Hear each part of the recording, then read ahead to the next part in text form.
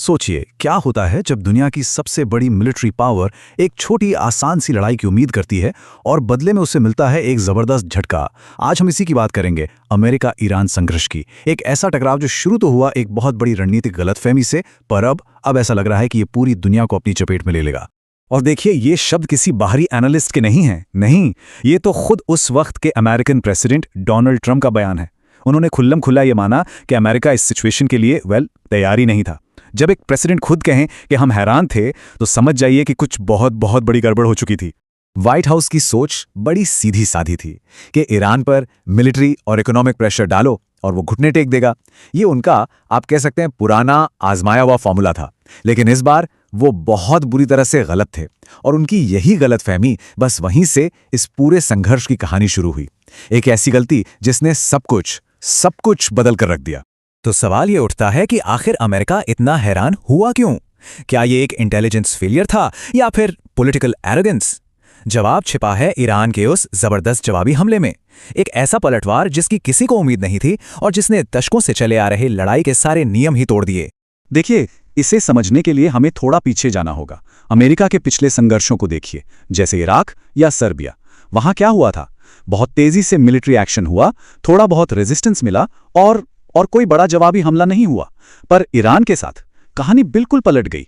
यहां ना सिर्फ जबरदस्त और लगातार मुकाबला हुआ, बल्कि ईरान ने चारों तरफ से पलटवार भी किया। ये एक ऐसा पैटर्न था जो अमेरिका ने पहले कभी नहीं देखा था। और ईरान का यह पलटवार बिल्कुल बिजली की रफ्तार से आया। एक साथ कई मोर्चों पर कतर पर मिसाइलें दागी गईं, सऊदी अरब में बमबारी हुई, यूएई और बहरीन पर हमले हुए। पूरे रीजन में जो भी अमेरिका के सहयोगी थे उन्हें निशाना बनाया गया, और तो और एक अमेरिकी फाइटर जेट को भी मार गिराया गया।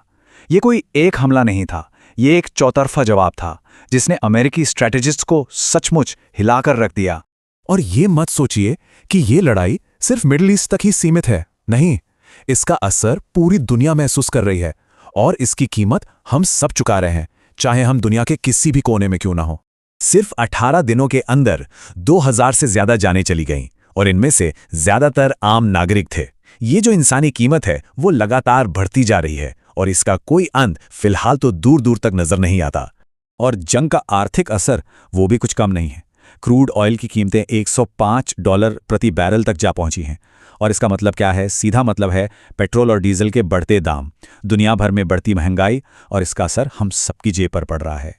तो जब हालात इतने बिगड़ जाते हैं तो दुनिया एक समाधान ढूंढती है, एक उम्मीद की किरण।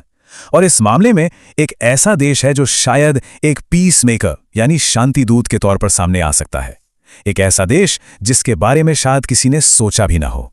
तो सवाल यही है, क्या इस तबाही से बाहर निकलने का अब भी कोई रास्ता बचा है?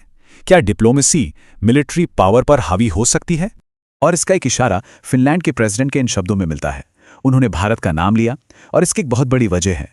भारत के रिश्ते अमेरिका और ईरान दोनों के साथ हमेशा से मजबूत और स्वतंत्र रहे हैं। इसी वजह से भारत एक ऐसा भरोसेमंद मीडिएटर बन सकता है जिस पर दोनों पक्ष भरोसा कर सकें।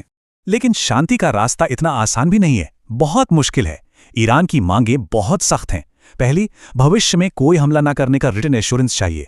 दूसरी, जो भी नुकसान हुआ है उसके लिए अरबों डॉलर का हर्जाना चाहिए। अब अमेरिका के लिए इन शर्तों को मानना एक तरह से एक बहुत बड़ी अपमानजनक हार को स्वीकार करने जैसा होगा, और इससे पीछे हटना उनके लिए लगभग नामुमकिन है।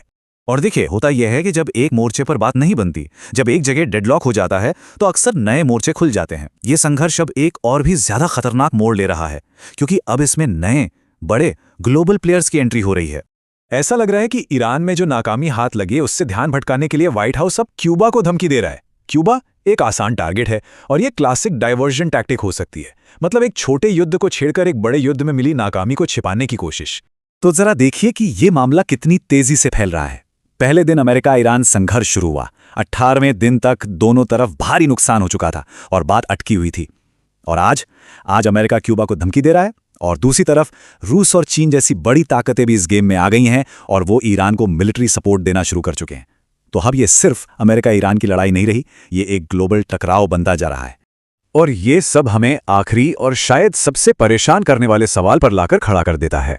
जब कोई जंग एक इतनी बड़ी गलतफहमी से शुरू होती है, तो आखिर वो खत्म कैसे होती है? सच तो ये है कि इसका जवाब किसी के पास नहीं है, और यही बात इस पूरे संघर्ष को इतना ज्यादा खतरनाक बना देती है।